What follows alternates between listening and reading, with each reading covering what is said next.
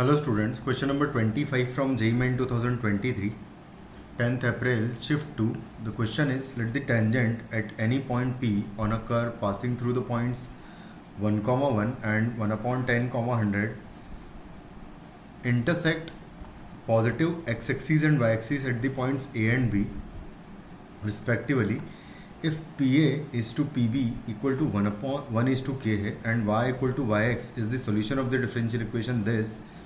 ये एक next part है क्वेश्चन का, तो उसको बाद में करेंगे. तो एक काम करते हैं, सबसे पहले तो फर्स्ट पार्ट करें. अगर तो एक डायग्राम मैं बना लेता हूँ कि कुछ इस तरीके से मान लो कि डायग्राम हमारा है और ये कर्व है जिस पर हम जब टेंजेंट ड्रॉ कर रहे हैं कुछ इस तरीके से. ये पॉइंट P है जिस पर कि हम टेंजेंट ड्रॉ कर रहे हैं, tangent at any point P. तो x, y मान लो कि ये कोऑर्डिनेट्स है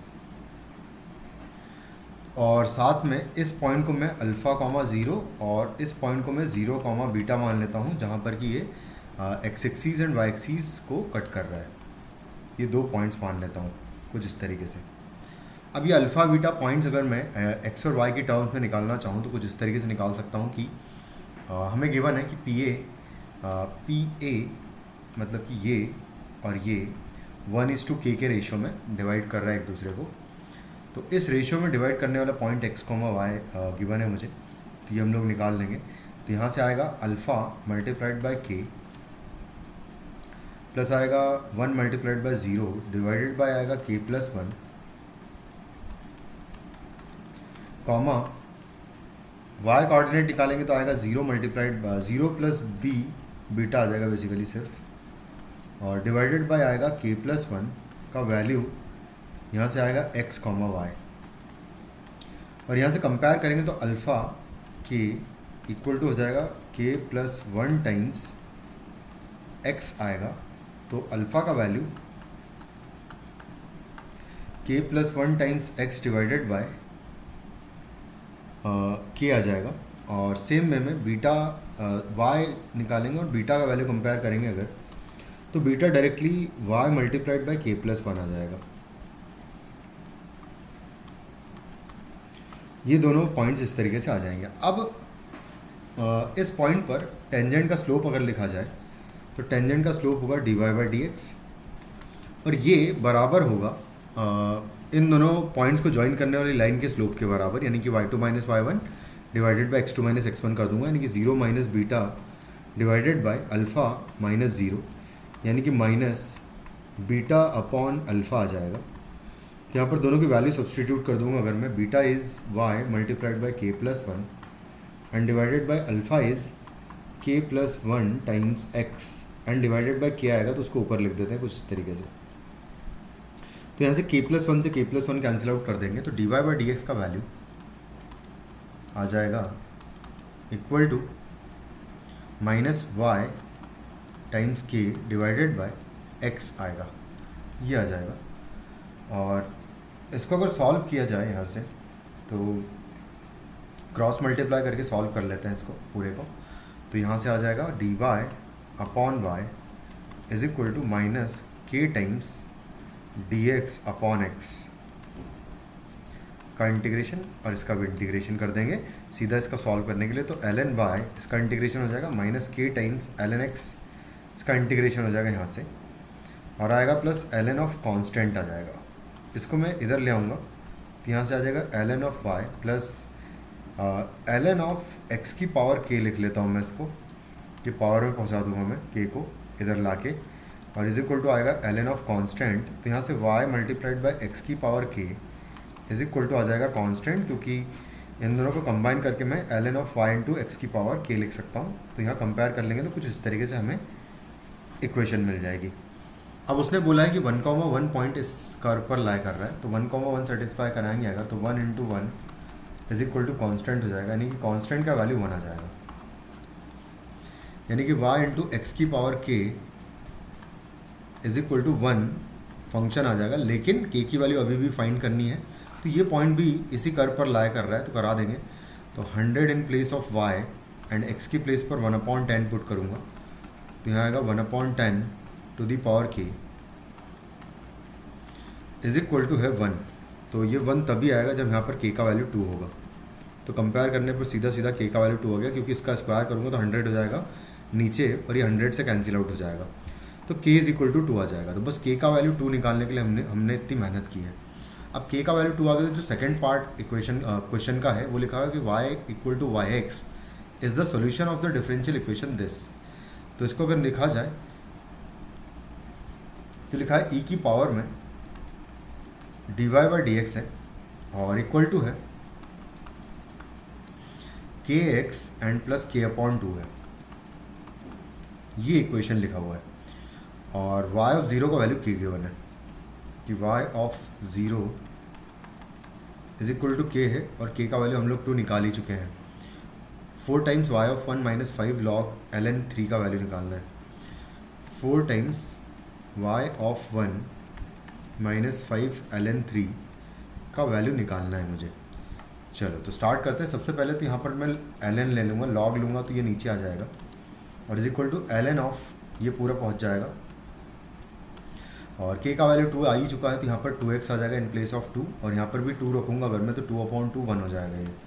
तो ये log में कुछ इस तरीके से आ जाएगा। अब बस इसको इंटीग्रेट कर लेते हैं, तो dy का इंटीग्रेशन is equal to ln of 2x plus 1 dx हो जाएगा का इंटीग्रेशन। इसका इंटीग्रेशन तो y हो जाएगा। यहाँ पर हम क्या करेंगे कि 2x प्लस 1 को मैं t पुट कर दूँगा, तो 2 dx is equal to dt हो जाएगा। तो ये हो जाएगा ln ऑफ t, और dt की जगह यहाँ पर आएगा dt अपॉन 2 आएगा का इंटीग्रेशन होगा, क्योंकि इससे डिवाइड करूँगा dx के लिए। dx की वैल्यू होगी dt अपॉन 2। तो y is equal to ln t का इंटीग्रेशन होता है t ln t minus t, और प्लस आ जाएगा कांस्टेंट। यहाँ पर मैं वैल्यू पुट कर दूंगा t का वापस, तो y इज इक्वल टू हो जाएगा 1/2, और t का वैल्यू है 2x प्लस 1 मल्टीप्लाइड बाय आएगा ln ऑफ 2x प्लस 1, और माइनस आएगा 2x प्लस 1, और आएगा प्लस कांस्टेंट। अब इस कांस्टेंट का वैल्यू निकालने के लिए हमें वैल्यू गिवन है कि 0 पुट करने पर 2 मिल रहा है, तो यहाँ पर 2 रखूँगा मैं। यहाँ पर है 1/2, और यहाँ पर 0 पुट करेंगे तो ये 1 हो जाएगा। यहाँ पर भी log 1 हो जाएगा, log 1 0 हो जाएगा, बचेगा सिर्फ ये वाला पार्ट। 0 पुट करने पर -1 यहाँ से बचेगा। और अच्छा, वैसे ये पूरा पोर्शन इससे मल्टीप्लाइड था, तो थोड़ा सा इसको करेक्ट कर लेते हैं।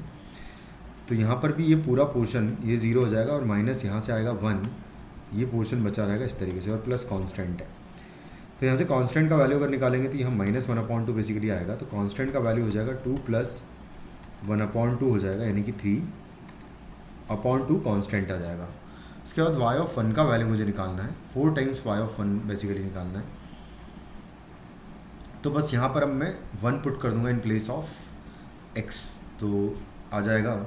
इसमें रख देते हैं सबसे पहले, तो y is equal to 1/2 times यहाँ पर 1 पुट करूँगा तो 2 × 1 2 हो जाएगा, 2 प्लस 1 हो जाएगा 3, तो यहाँ आ जाएगा 3 ln 3 यहाँ से आ जाएगा, और माइनस यहाँ से आ जाएगा, यहाँ से भी 3 आ जाएगा, और प्लस कांस्टेंट का वैल्यू भी 3/2 निकाल ही चुके हैं, तो इसको भी लिख ही देते हैं।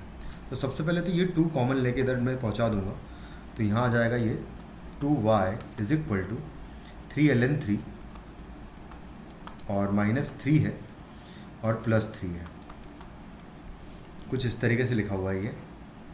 तो उसके बाद फिर ये कैंसिल आउट हो जाएगा, 3 से 3 कैंसिल आउट कर देंगे हम लोग, तो बचेगा।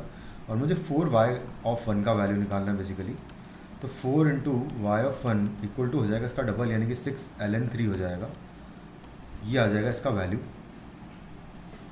उसके बाद फिर 4 times y of 1 minus 5 times ln 3 कर देंगे। तो कुछ 1 मिनट हम लोग थोड़ा सा इसको सॉल्व कर लेते प्रॉपर वे में एक बार और। यहाँ पर कांस्टेंट शायद हो सकता है हमने कुछ गड़बड़ कर दिया, एक बार चेक कर लेते हैं इसको। जब मैं y का वैल्यू 0 पुट करेंगे, सॉरी x का वैल्यू 0 पुट करेंगे, तो यहाँ पर 1 बचेगा, यहाँ पर भी 1 आएगा, तो ln ऑफ 1 जो है 0 हो जाएगा, और k का वैल्यू 2 आ ही गया, तो y ऑफ 0 का वैल्यू हमको गिवन है कि ये k है, तो ठीक है, करेक्ट है ये भी। तो यहाँ से आ जाएगा कुछ इस तरीके से। तो -1 यहाँ पर आएगा क्योंकि 0 पुट करेंगे x की प्लेस पर, तो सिर्फ -1 बचेगा यहाँ पर, तो ये भी सही है। -1/2 बचेगा, तो -1/2 उधर ऐड कर देंगे, तो सॉरी यहाँ हमने गड़बड़ कर दिया। देखो यहाँ पर जब ऐड करेंगे इनको तो 2 -1/2 होता तो 3/2 आ जाता, वो मैंने माइनस कर दिया। यहाँ पर 5/2 आ जाएगा, और यहाँ 5/2 तो यहाँ पर 5 होगा, और यहाँ पर 5 होगा, तो यहाँ पर इस वैल्यू पर 5 होगा यहाँ पर। तो इसको सॉल्व कर लेते हैं अब हम। तो 5 - 3 बेसिकली यहाँ पर बच जाएगा 5 -3 करेंगे तो 2 बचेगा, और 2 का डबल कर दिया है हमने यहाँ पर, तो 4 आ जाएगा, क्योंकि यहाँ पर 2 से मल्टीप्लाई भी कर दिया हमने पूरी इक्वेशन को। तो 4 टाइम्स y(1) -5 टाइम्स ln3 का वैल्यू हमको निकालना है इस एक्सप्रेशन का। तो इस एक्सप्रेशन का वैल्यू हो जाएगा, उधर भी -5 टाइम्स ln3 कर देंगे, तो एक बार ln3 बचेगा और आएगा +4, तो ये वैल्यू आ जाएगी बेसिकली। और अगर इसका वैल्यू अप्रोक्स देखा जाए तो इसका वैल्यू अप्रोक्स 1 होगा, तो इसका वैल्यू अप्रॉक्सीमेटली 5 आ जाएगा। या फिर अगर यहाँ पर 6 होता तो फिर इसका वैल्यू 4 हो जाता। ये क्वेश्चन एक्चुअली जेईई मेंस 10 अप्रैल वाला जो पेपर था सिर्फ 2 का 2013 का, तो उसमें ये बोनस क्वेश्चन था, क्योंकि इन्होंने कुछ गड़बड़ कर दिया। यहाँ पर अगर 6 हो जाता तो इसका आंसर 4 हो जाता, या फिर अगर इसका अप्रॉक्स वैल्यू अगर पूछा जाता या इसका ग्रेटेस्ट इंटीजर का वैल्यू पूछा जाता तो वो 5 आ जाता। बट डायरेक्टली हम इसका आंसर नहीं दे सकते, ये एक बोनस क्वेश्चन था। तो थैंक यू।